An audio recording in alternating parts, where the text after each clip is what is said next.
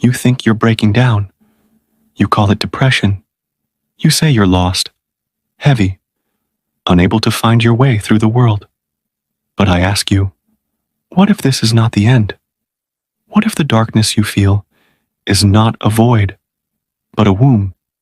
What if the emptiness is not a failure, but an invitation? You are not broken. You are being summoned, not by society, not by ambition, but by your soul. There is a reason the world outside no longer satisfies you. There is a reason the old joys feel dull.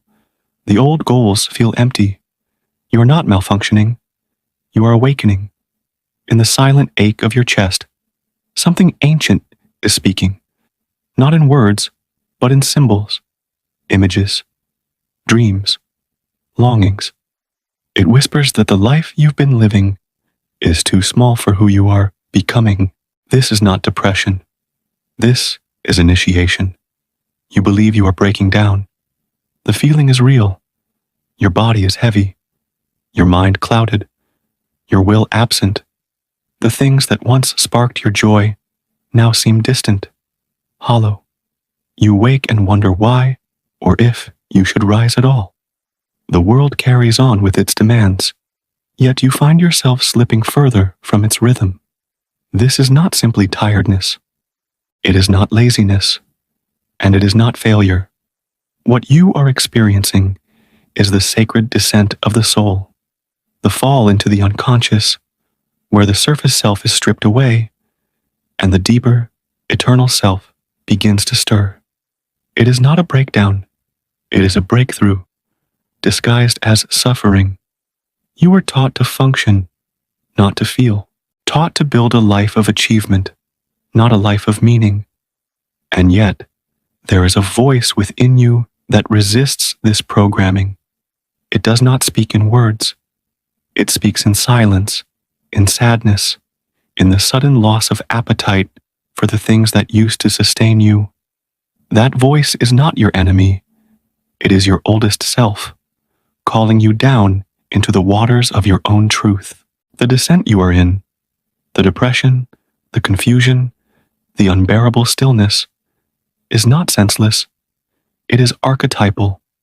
It is the same descent that mystics, heroes, and seekers have undergone across time and cultures. You are entering your own underworld, not to die, but to retrieve what was lost. In our world, descent is seen as weakness. You are expected to be linear, to rise always, to conquer your feelings with logic or pills or distraction.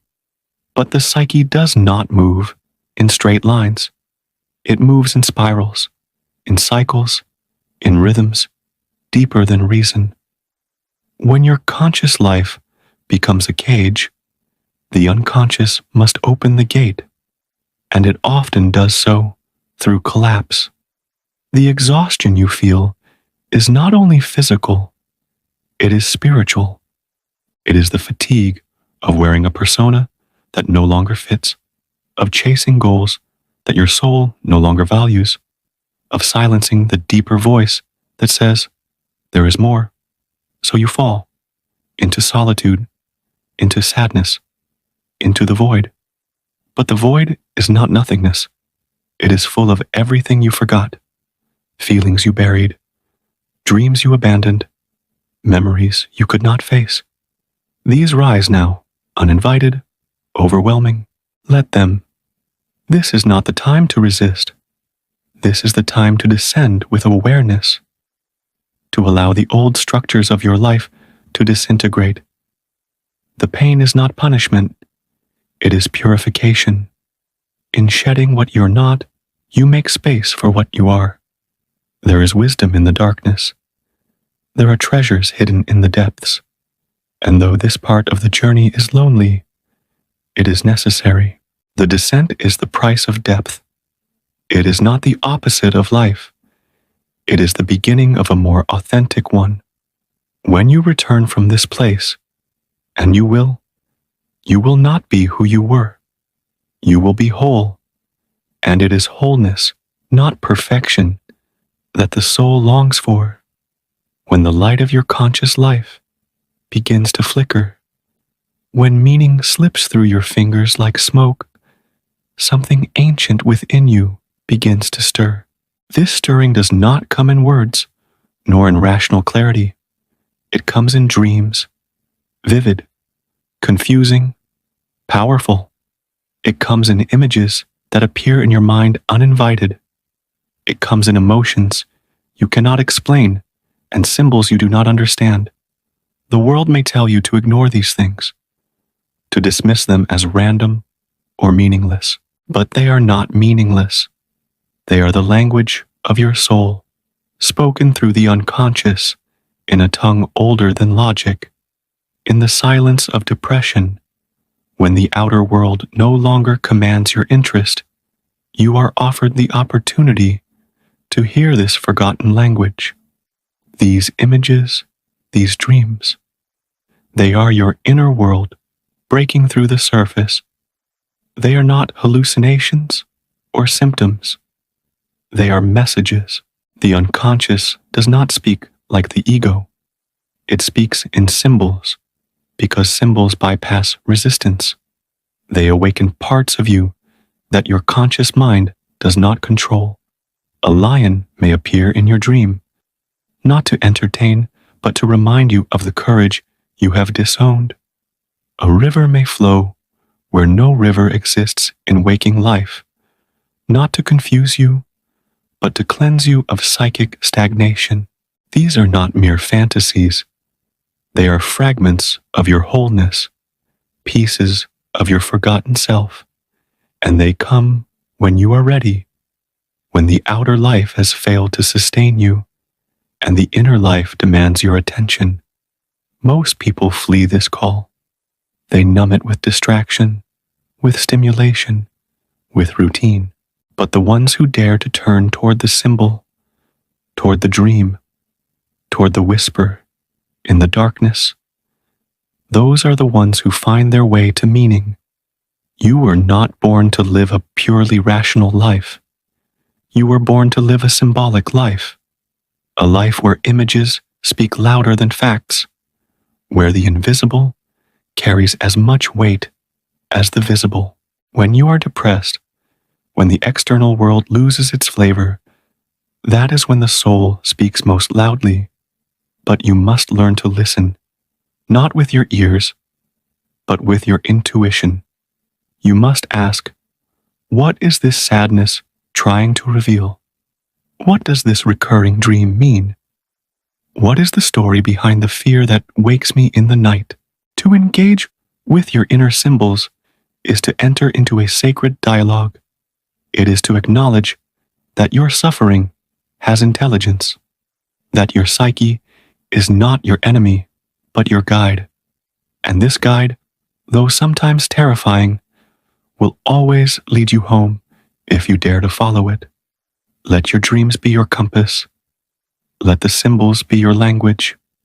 This is not superstition. This is the foundation of all inner transformation. Your soul does not speak English or mathematics.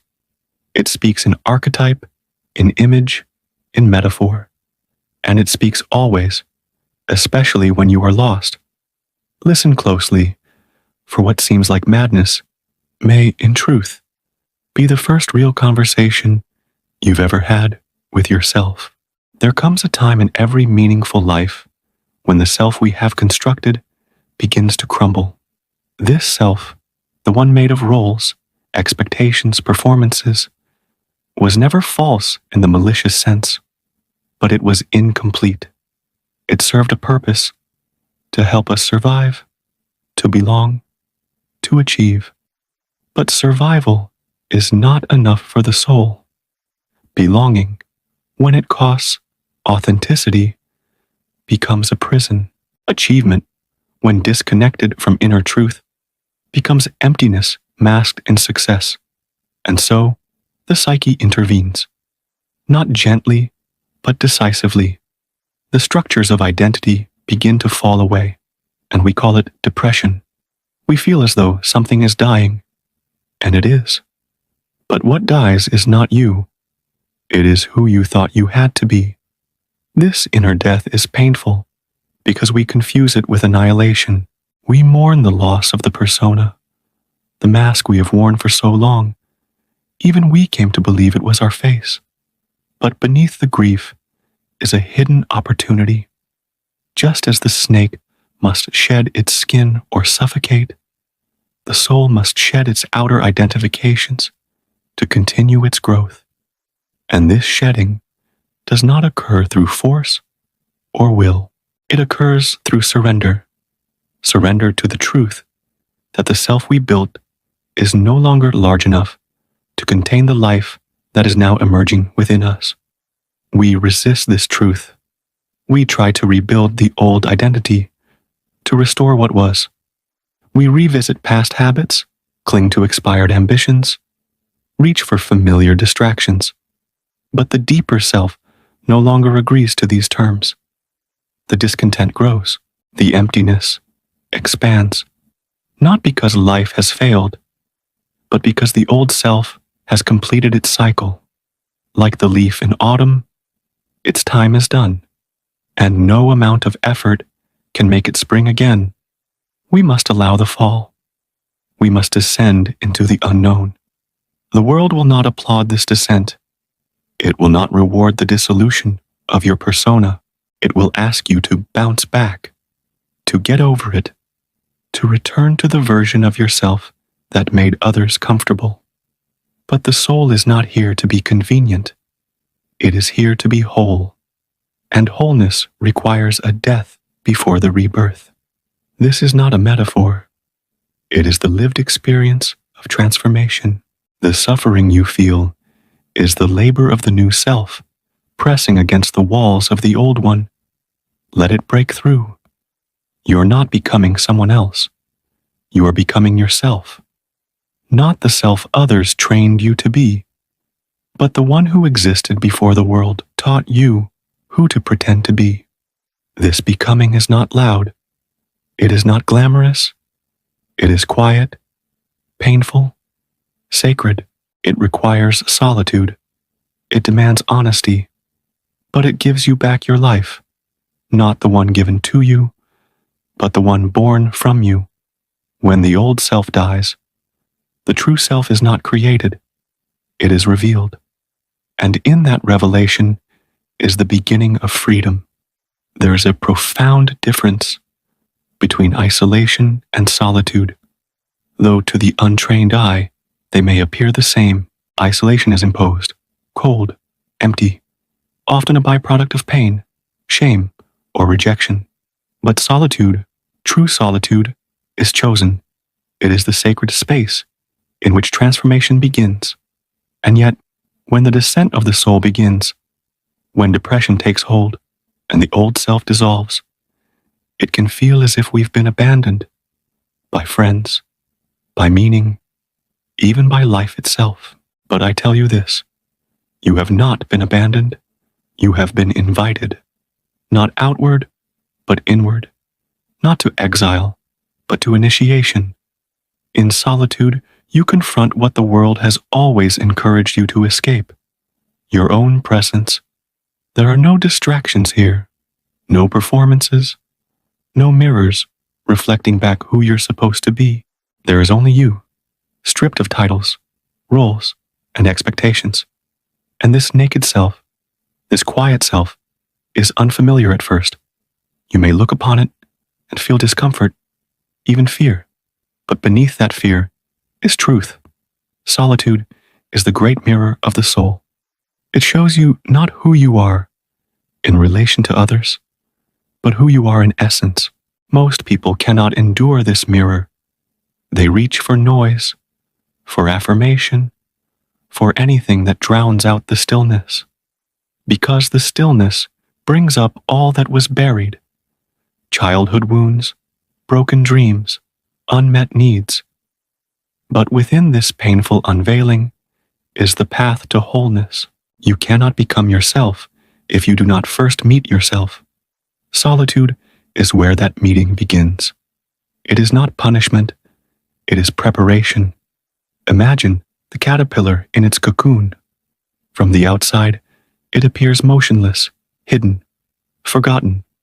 But within, everything is dissolving. The form it once knew, the body it trusted, the life it lived, it all breaks down. Not because the creature is dying, but because it is becoming.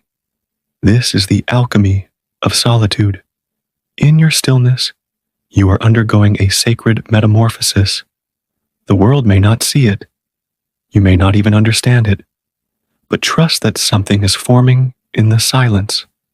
A new shape, a deeper self, a soul no longer fragmented by the need to please or perform. And when the time comes, you will emerge, not as a better version of your old self, but as someone altogether more real. The one who can walk the world not as a mask, but as a presence. But you cannot rush this. You must let solitude complete its work. The discomfort, the loneliness, the inner chaos. These are not obstacles. They are guides. They are shaping you for what comes next. So do not fear the quiet. Do not flee from your own company. Sit with it. Listen. Feel. Let solitude burn away the false and reveal the sacred. For in this space, where nothing external can save you, you finally discover that you do not need saving. You need remembering. And that remembrance begins not in noise, but in stillness. Not in the crowd, but in solitude. You do not need to be fixed. You need to be felt, not by the world, but by yourself. Do not run from the ache inside you. It is your compass, your guide, your soul. Depression is not the end of your story. It is the beginning of the unwriting, so that you may finally live a story that is yours. The darkness is not empty. It is full of things you were once too afraid to see, and now you are ready to see them.